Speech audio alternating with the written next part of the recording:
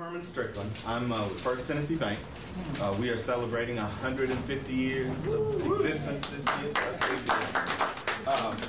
I manage a unit that I started about 7 years ago that I named our Diversity Banking Group. And the purpose of it was to focus on minority-owned businesses. Because we have been doing banking for 150 years, but we've been doing minority banking for about 7 years. And it was a little bit controversial. But I understood from being in banking for a number of years that what y'all do is not for the faint of heart. Minority business ownership is important, but it's hard. And you need some special attention, you need some special things. Very few of you in this room probably inherited your grandfather's well-capitalized business. Might be one or two, but most of y'all probably doing this thing for the first time. And there are some unique challenges if you are a first-time business owner. You got to start from scratch, and scratch is a tough place to start from. So, you ain't got no scratch. You're trying to look for it. So I understand that it can be challenging, and I'm so excited to see everyone here this morning. And I know I got one preacher in the audience, but I think you find in the Word that about 3 different times that they said that the people perish. No, it's like a contract. Like a capital. Like a knowledge. Y'all, this is the base level. I mean, I heard so many acronyms down there.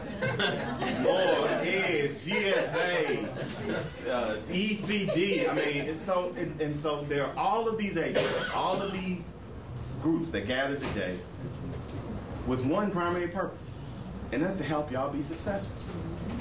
But you need help because what you're doing is difficult. Now, I know y'all say that the Word said you need some knowledge, but I also understand that for some of y'all, a little money would help. Right? There you go. So we're here to really talk about you accessing capital. And the conversation that I typically try to have with people is that capital is a pretty broad term in banking. It's a pretty broad term.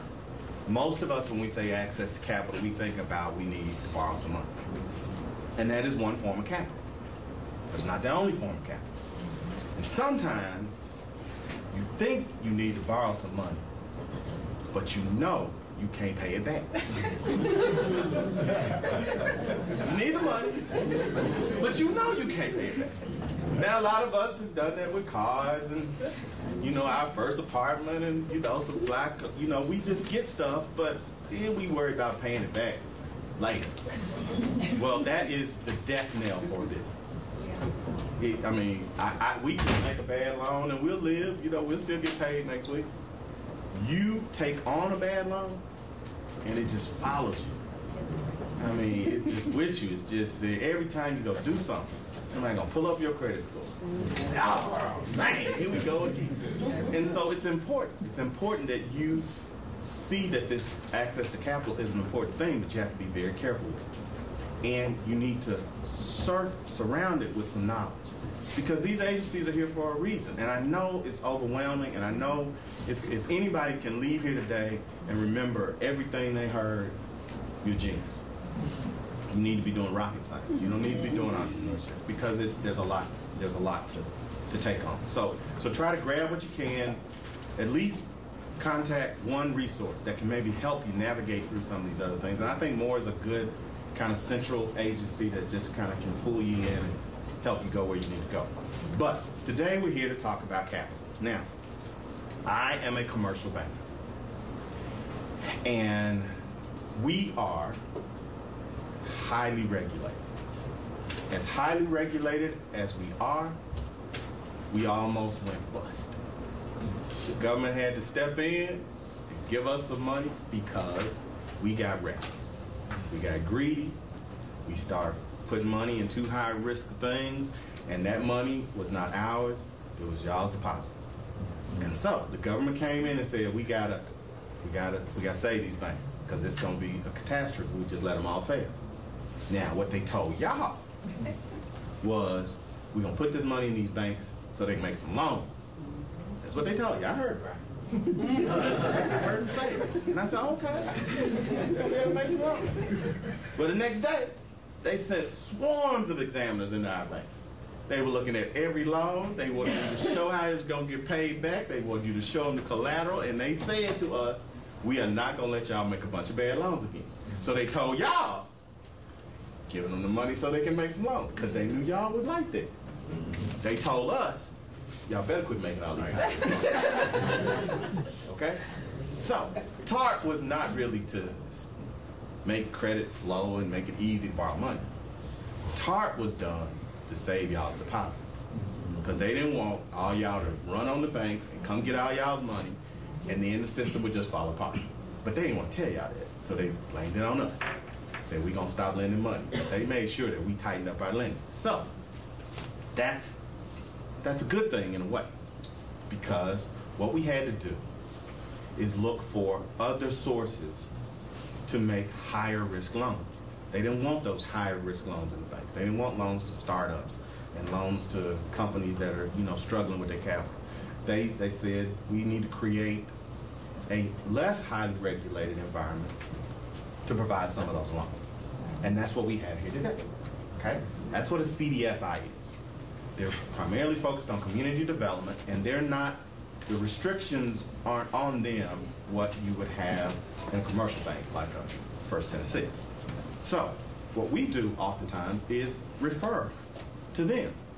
And if you go to a bank and they just say, I'm sorry, I can't help you, and they don't refer you to anybody, then you need to go to another bank or go somewhere else or come to see them, because now we're going to introduce you to them, and you can tell your other business associates, look, you've been to the bank and they turned you down, don't give up, call one of them. Because if you come to me, I'm going to tell you, call one of them. All right? All right, so let me introduce them real quickly, because I know all three of these people. Some of them, well, I know them all really well. I'm on her board, and I'm on her board, and I know your board. Sorry. But the first attorney, Cynthia Norwood. Cynthia is with alt.Consulting. alt.Consulting is headquartered in Pine Bluff, but they have offices in Memphis and in West Memphis, and Cynthia manages both of those offices. What they primarily do, what they've historically done, is provided technical assistance and consulting to minority-owned businesses and small businesses in the rural communities throughout the Delta. Okay, so that's what their primary focus is. But a few years ago, we decided that we would start Alt Capital, and the purpose of Alt Capital was to create this CDFI. And so I don't want to steal much of what she was going to tell y'all, but I just want to kind of give you a sense of who she works for. Now, Cynthia is, well, she got a master's from University of Memphis, MBA, and she also has a Juris Doctorate. I mean, she's a doctorate in law from University of Memphis. And so, when she's not helping y'all, in her spare time, she is a practicing attorney part-time. So she has her own entrepreneurial challenges. But anybody that's been around Memphis, that's been around this work, Cynthia is infamous. She like castor oil. You know what I mean? She kind of a castor oil person. You know it's good for you, but man, it can be hard going down. He's talking about alt.Consulting. No, don't get it twisted. I'm talking about Cynthia. If any of y'all work with Cynthia or know anybody that worked with Cynthia, they will tell you it's the best thing that ever happened to their business was to run into this lady. Because she don't pull no punches. No, I mean, she's going to tell you what you need to hear. And that's the kind of knowledge that we need, because that's what you need to really be successful. So, Cynthia's going to be first, but that is our first representative with alt.Consulting and Alt Capital. All right, we're going to go on the other end for the other young lady. This is Tracy Butler, and I've just met Tracy because Tracy has recently joined River City Capital. River City Capital is another CDFI located here in Memphis, and it is part of Community Lift. And Cynthia is Cynthia is a consultant. Tracy is a business development officer for River City. So she's out actually trying to help us find loans, but she's also managing the credit process. So she is from also University of Memphis, got your bachelor's in finance, also master's in public city planning. So got 2 masters so far, and we got 2 tigers so far. So no tigers, because I'm gonna mess it up in a minute. So far good. She's and 2 just Bolivar recent. Central High graduates. Yes. Central High too? From Bolivar. Bolivar. Oh. A long way from here. Oh. Basically, y'all country girls, right? Yes. 2 Bolivar girls. All right. And so she's going to be representing River City, Captial, and she'll go second. And then our final presenter is Nathaniel Owens, and Nathaniel is with Axion, Texas. Go by Axion, Tennessee. Okay, Axion, Tennessee then. All right, because you came to Tennessee, to Arkansas, just to expand out to the Delta and open an office in Howard. And now you come to open the office in Memphis. Yep. And did that 2011?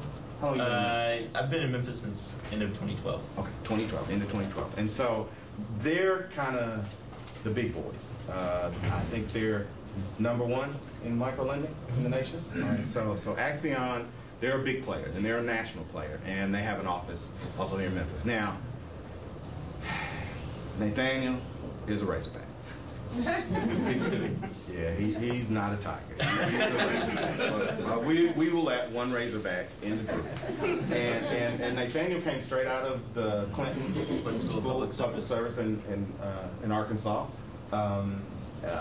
And you did some work. He did some work in Uganda. Yeah. Where he did some micro lending in rural communities in Uganda. So he can make it work in Uganda. Got a feel that he can make it work in Memphis. All right. So this is an excellent panel, and I'll be around if you have any kind of bank type questions. But we're gonna have each one of them do a presentation, and then I want to leave some time for questions because I'm sure some of you have some questions. So, Cynthia. Thank you. I think we have about 5 minutes each. Yeah. Okay. So first, good morning to everyone. I'm with alt.Consulting again. And I want to start by explaining his castor oil comment. alt.Consulting, as Herman mentioned, we started out in 1998. I've been with the organization for the last 10 years. But we started out with our core service offering being managerial assistance, where we're going on site with businesses. If you're a startup, we're helping you develop your business plan and projections or feasibility plans. And back then, we would help you package your loan and help take you to banks like First Tennessee Bank or SunTrust or Regions and other organizations like ours. But in 2010, we decided we wanted to get into lending. And I'm here to mostly talk to you about that. But as far as the castor oil comment, a lot of small businesses, especially those that are starting up and those that are first generation, you need a lot of help. And many of you, or many of us, what I've found over the last 10 years, sometimes you don't want the help. You think you have it all figured out because you're generating pretty good sales. But what we find a lot of times is you really could use a little assistance from an outside organization that is familiar with working with small businesses like you. And that's what alt.Consulting is doing. We call it hand-holding. And we're always in a one-on-one environment with you. If you're an existing business, we're going on site to your place of business and actually helping problem solve what may be causing you to have issues with growing your business. Sometimes, you're so close to it, you can't see the forest because you can't see the trees because how does that phrase? Yeah, the forest for the trees. And so we're helping you to see the forest. I consider it as being a small business tutor for you. A tutor and a mentor are different. We really spend an average of about 50 hours of time with each client that we're working with. And again, it's mostly problem solving and sometimes telling you things you don't want to hear. As far as the lending arm of alt.Consulting goes, we have a microloan fund. You can apply for as little as $500 up to $50,000.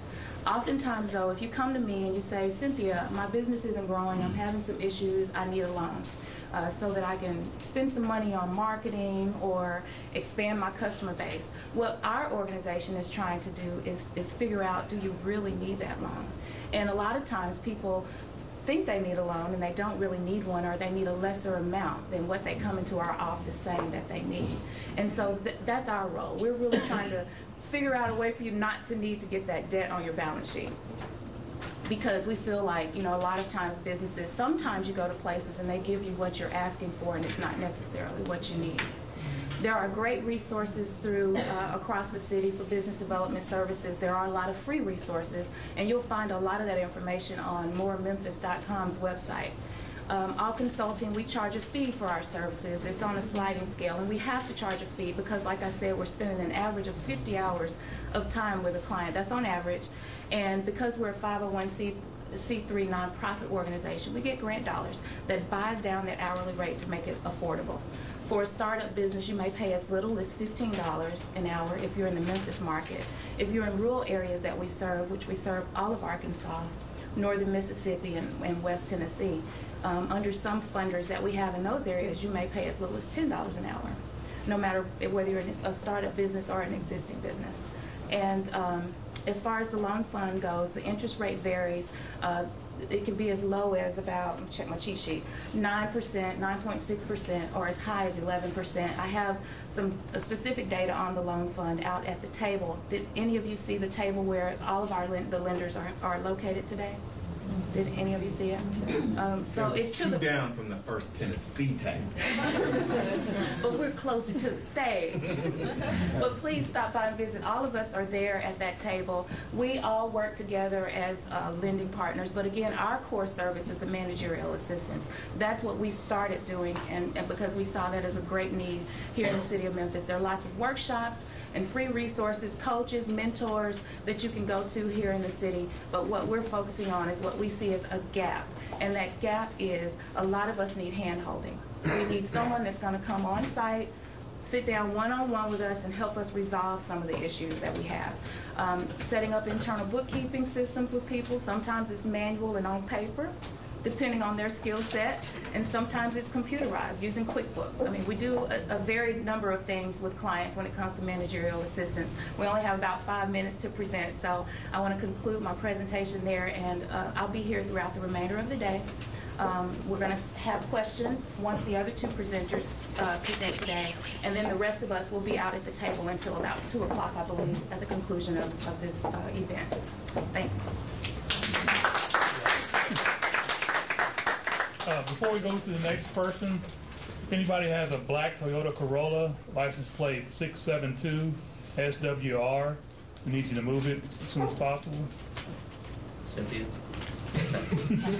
That is not me. So, black Toyota Corolla.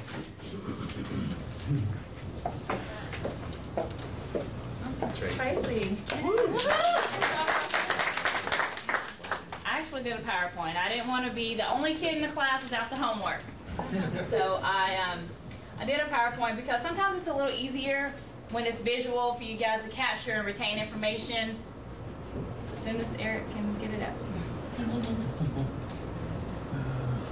While he's doing that, my name is Tracy Buckley. As Herman said, I'm kind of new to River City Captial and Community Lift.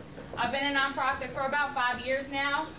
And next slide, please. Okay, so who is River City Captial? We are more as in growing the pie. We are fully functioning as of 2012.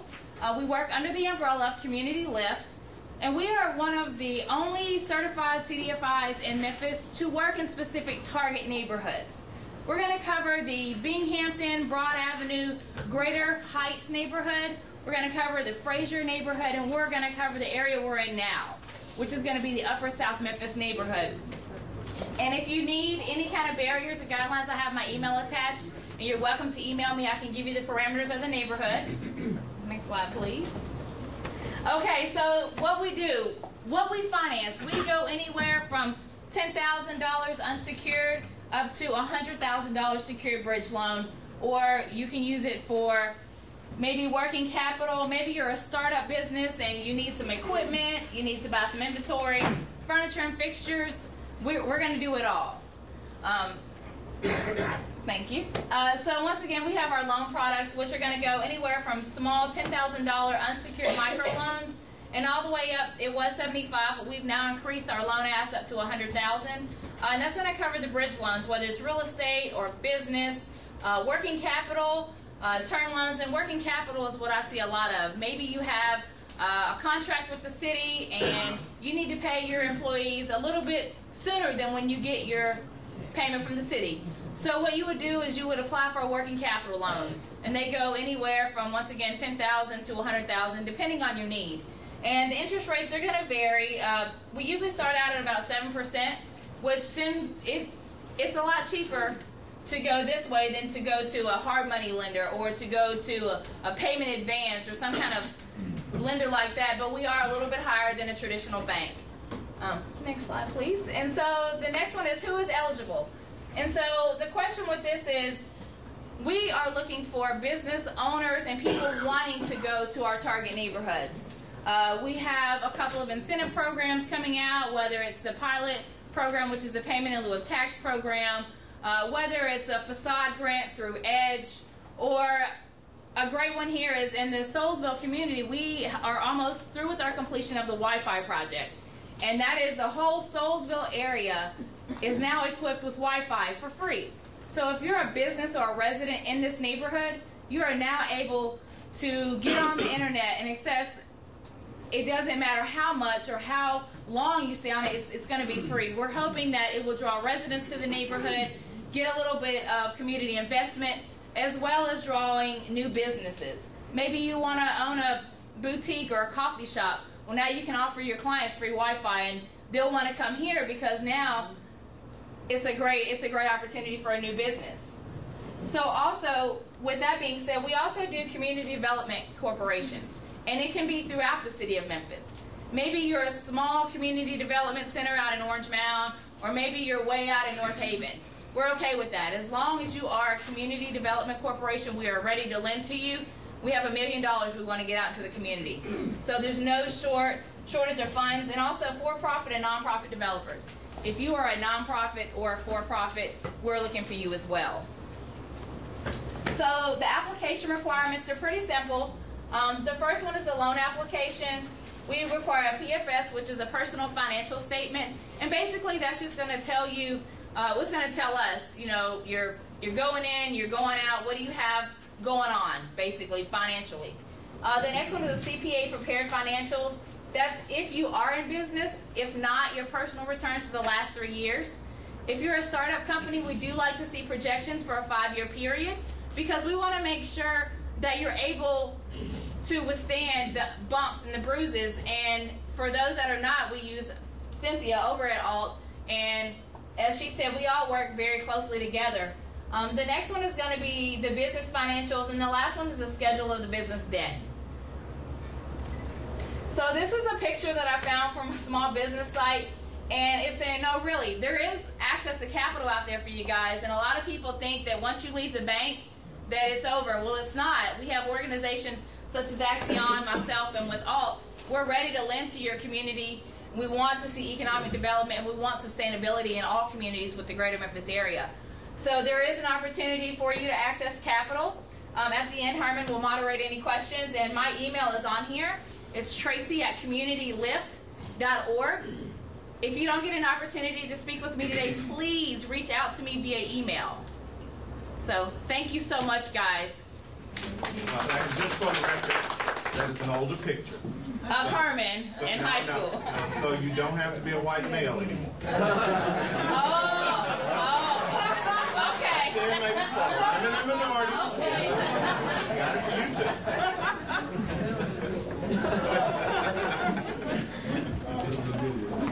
You all right? I have a question with regard to the CPA audited financials. I'm sorry, I didn't hear I you. have a quick question. Absolutely. About the CPA audited financials. Yes. Generally, the audited financials are costly. Are there any resources to help a business retain the auditing? I mean, I would accept the unaudited. If you are in business and you've been in business for 3 years or better, the unaudited are fine as long as you have filed with the state, you're current on all your payroll taxes, there's no liens against you or anything. I'm okay with that. Yeah, I was going to say, CPA for a small startup is, I mean, I know y'all ain't going to hard to pay for that. But with that said, Well, not just necessarily startup, but just. I mean, yeah, I mean they're expensive to get audited statements are expensive. Now you can maybe find a CPA, but find a person that is not going to send you out with some jacked up numbers. That basically, that's what all of us are going to be looking for, numbers that are reliable. Now, who did them? We don't really care as long as y'all understand them. So if y'all come in with numbers that y'all don't understand and you don't have a CPA that we can call, then, you know, that's just, you double down. Yeah, so you just, I mean, because those numbers are important to you and it's important that you understand them, even if you don't have audited CPA prepared numbers. And if I could just make one point there, with Tracy and I, there's a client that was a very similar situation, and their financials were suspect a little bit. So she referred the client to me, and it's like I become a neutral person between the lender and the client to help package their loan, to help clean up the financials or look at those financials as if a lender would look at them and say, hey, this was kind of strange here. Let's talk about this and let's figure out what this number really should be. So I think that's the way that alt.Consulting can assist you when you're going to a lender. Like Herman said, my name is Nathaniel Owen, and I'm the market manager for Axion, Tennessee. So I oversee all of our lending and operations and outreach here throughout the state. But our office, our only office so far here in the state is right here in Memphis. And so I moved here about 1.5 years ago. Like Herman said, I am an Arkansas boy, but I am a Grizzlies fan. So I hope there will be at least a little bit of camaraderie around that. But I do have to cheer for my Hogs this week. So since I only have a few minutes, I just want to go quickly through a few things to expect about Axion when it comes to how we approach lending, what kind of services we provide when it comes to loan products, and then what guidelines we're going to be looking at when we're evaluating whether we can make that loan or not. We, unlike, say, Alt or River City Capital, we primarily just do lending. That is our focus. We work a lot with other partners because we do recognize that there are a lot of needs for small businesses that are beyond just lending. I work closely with both of these wonderful women in referring clients back and forth. We have clients that overlap a lot of times, and I can vouch especially for alt.Consulting because I've worked with them so much over the last couple of years. A lot of times we have clients who they think, no, I don't need help with my business. I need some money. And we take a quick look at it and we can see, no, like just from a cursory glance, we can see you need some consulting, you need some tutoring, as Cynthia would say. And a lot of clients, they're hesitant at first because they're thinking, why am I having to pay for this? You know, you're a nonprofit. But once they get in there and start working with Cynthia and her team, I mean, they see a lot of results from that. At Captial, they like it. Yeah, apparently. I was at a restaurant. Can I say the name of it? I guess so. Yeah. I was at Evelyn and Olive. Do y'all know Evelyn and Olive? Over on Madison. They were a client of Alt. And I was in there just the other day, and I've seen the difference between before they started working with Cynthia and her team, and now today, and how they're growing and they're thriving, and it's made such a world of difference for them. And I was talking with the owner, and once I mentioned, you know, I'm friends with Cynthia, I work with Cynthia, her face lit up because she knew firsthand how much, you know, alt.Consulting has really changed their lives and changed their businesses, their business. So I just want to make that quick vouch. I'll pay you later. So, coming to Axion, a couple things to know about us. First off, we will work with startups. We'll lend both to startups and established businesses. We don't have any industry exclusions. So a lot of banks, they're hesitant to lend to, say, restaurants or salons, daycares, things like that, or like lawn service, all kinds of different services that, frankly, need capital. We don't have any industry exclusions like that. You know, we have been lending for over 20 years, or for now 20 years, now throughout 8 states. So we are the largest micro lender. And the reason I mention that is because we have a lot of experience. We know what to look for. We know when not to make a loan, because the last thing we want to do is add debt to your life that you can't take on. And like Herman talked about, it just creates this vicious cycle that you can't get out of. So looking at what we offer, we do term loans. That's what we do. So we can lend up to $50,000 for startups. We can go as small as $500. So we do really small loans a lot of times, maybe $4,000 or $5,000, 10, 15. That's about 10 to 15 is our average loan size. But we can go up to $50,000 for startups. We can go up to $250,000 for established businesses that have been in operation, generating revenue for over 2 years. Our interest rates are a little bit higher than a bank's. We go anywhere from about 9% up to 18%. Now, when people hear that 18%, their eyes get big. And we're not. If you have even decent credit, no one's gonna be charging you 18%. That 18%, that's only when someone, they've had a lot of challenges with their credit and they need a small amount of capital. And so, we're trying to help folks who, oftentimes their only other option would be to go to a cash advance place where, let's be honest, they're ripping you off. We want to pull people away from that, help them get on a road to becoming bankable, help build their credit, and provide them a small amount of capital for their business that will actually help them grow, and is not going to just create another vicious cycle for them. But most of our clients, their interest rate is closer to 9, 10, 11%. So what are we going to look for when you apply for us, for a loan with Axiom? We're going to look at 3 things with any business, whether they're established or startup. Real quick, I'm just going to go through this, write this down. 3 things. We're going to look at your capacity, so your personal financial capacity, and if you're in business already, we're going to look at your business's financials, see how that's doing. We will request documents, to try to just do our due diligence with that. So the same things that these organizations would ask for: tax returns, personal bank statements, business bank statements, things like that. Whatever would apply given whether you're a startup or you've been in business a while. Second thing we're going to look at is credit. We will pull your personal credit. We don't have a minimum credit score though. We look at the totality of your credit. We're not just going to look at your score and say, oh, it's a 580, sorry, I can't help you.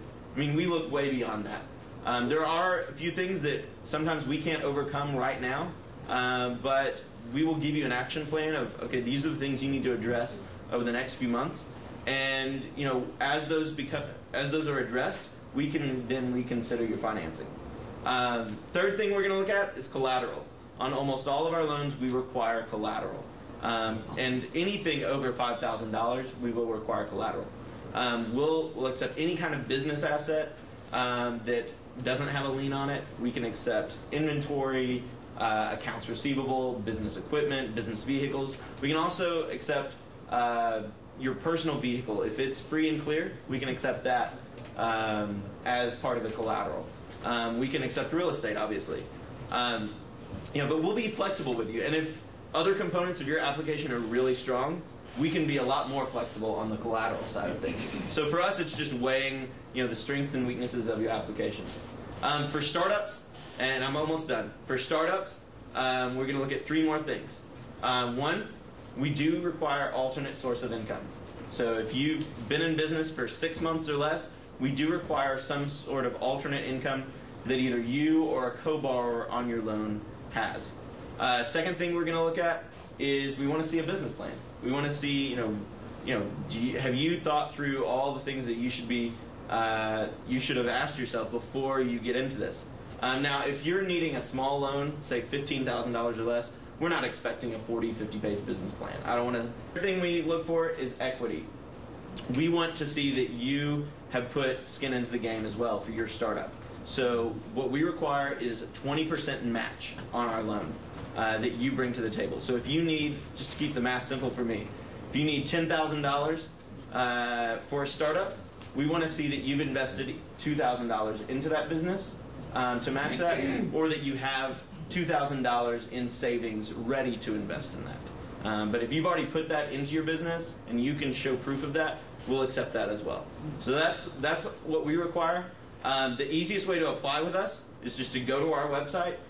It's www.acciontennessee. How you spell that? ACCION. And then Tennessee, all spelled out, .org. And my cards are up here. Our website's on my card. So you can just grab a card as well. That's the easiest way to apply and get the ball rolling. And I will leave it there because I know people surely have questions for all of this. All right. Thank you. Thank you. All right, so you got 3 resources here, all with kind of little different niches, and we wanted to make sure that we left time for questions. Now, I will say one thing. This is an observation that I will share with all of you.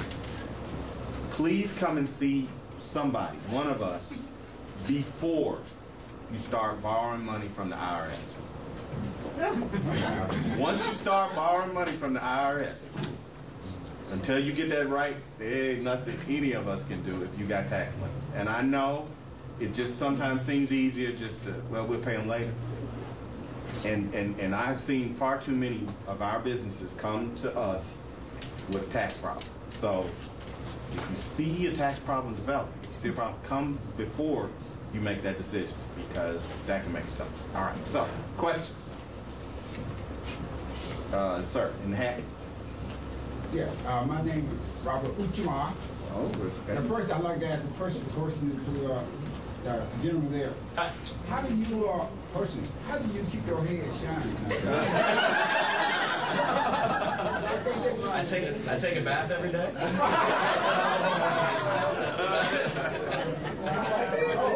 That's all I do. Next, I want to say, 7 years ago, I tried to get a loan to buy a house that was turned down. I'm on name Wells Fargo, President Wells Fargo. And we got a meeting in Virginia. And 5 people that had low credit, and he looked at the application and he said, told the lady already been approved. I had 2 income. So everybody else is depending on, like, they got approved for the loan for our home. Then the second law, I needed a roof for my house. I tried to get a loan up to $7,000, turned down, and I'm named this person. The tin man came by, owner of the tin man with his friend. I told him, I said, oh, my credit won't do again. He said, check my income. And I wasn't working. I retired twice from the government. And so, but anyway, a $20,000 tin house was approved.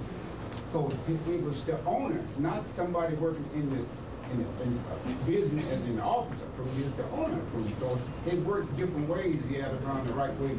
Right. Let me say first, and I'll let y'all open up y'all too. But the president who said do more. That was back in 2007. Yeah. That's what got us in trouble. And so while I used to have authority to just say, yeah, if at certain amounts I could just sign it.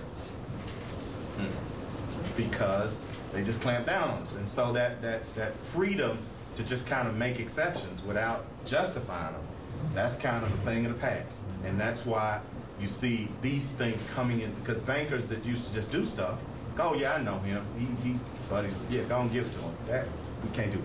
Now, with the tin man, all we selling is credit. The tin man selling tin.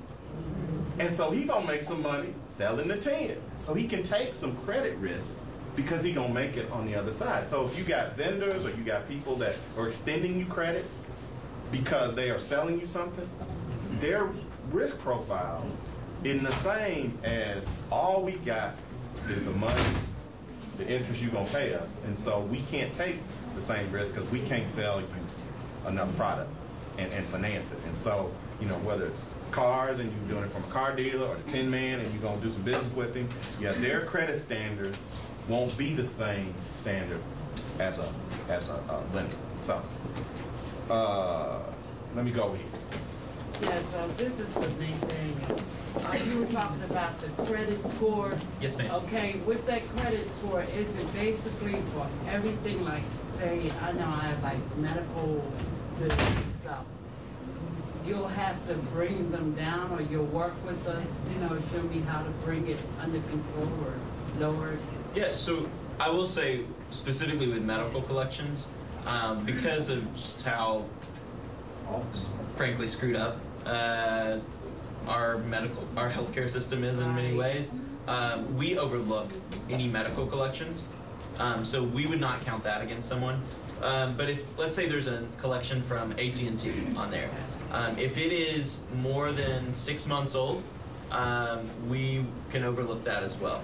What we're looking at mostly is recent collections, like in the last 6 months, making sure that there's nothing that's happened in the last 6 months that would give us pause. And then just looking at, let's say, any revolving debt or student loans or mortgage or things like that that might be on someone's credit, looking and seeing what that has looked like over the last couple of years. So if someone has been really good about repaying all their debt over the last couple of years, what that says to us is they're in a stable place. Regardless of whether their credit's a 580 or a 690, I mean, we want to see that they're just in a stable place primarily. You said that also that if you say, like, for instance, you invested in your business, like $10,000 or better, and you need a small loan, would that be considered collateral? It wouldn't be considered collateral, but it does help fulfill another component of what we require. So, yes, ma'am. And I just encourage all of you to pull, even if you're not looking for a loan right now, you should pull your credit report and take a look at it. There's a credit counseling agency here in the city called ClearPoint Credit Solutions. ClearPoint Credit Solutions. And they offer services for folks that I think they'll pull your credit for you for nothing and review it with you and help you set up a budget if you need to, because it's really important that you start that process early and far in advance of needing a loan. All right, we've got a couple of minutes, and all of us are going to be here the rest of the day. So think, and this is a question that everybody in this room just needs to hear the answer to. That's the one I'm getting ready to take. Okay? All right. I want to address this to Cynthia.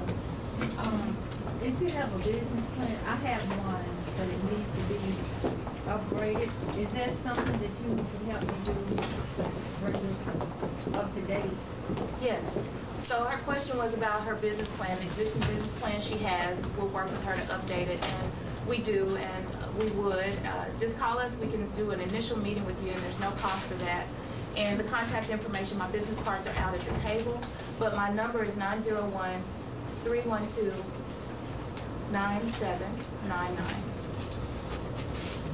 All right, got time for another question? Check. Yeah, I got a couple minutes. All right, one more? 2 minutes? All right, one more. Who? Yes, ma'am. I have a question to the panel. Now, I would love to have a business plan drawn up, because in my head I would love to develop a community where all their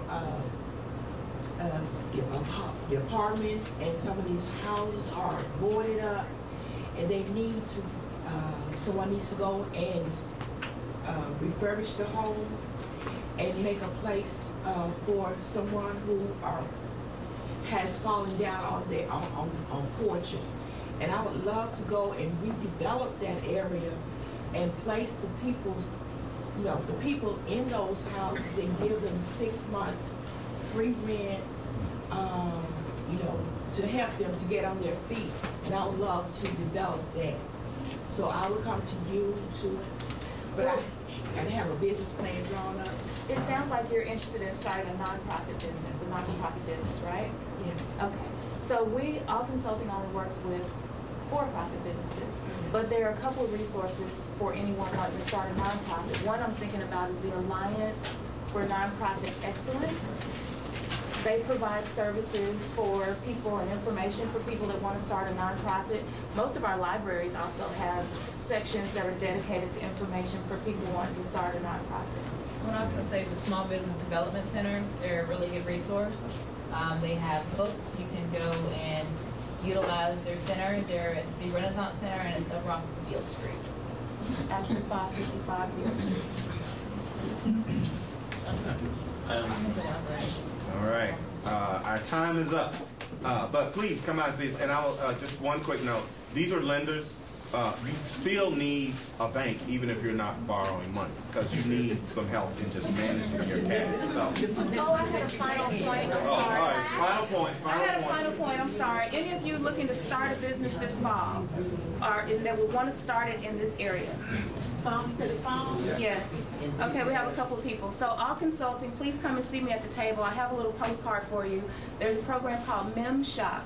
We're launching up to 4 to 6 businesses in this area by the end of the year. 2 are going to be launching in April-May timeframe across from Four-Way Grill. And we're looking for the others to open somewhere in this area. And I can tell you more about the program at the table.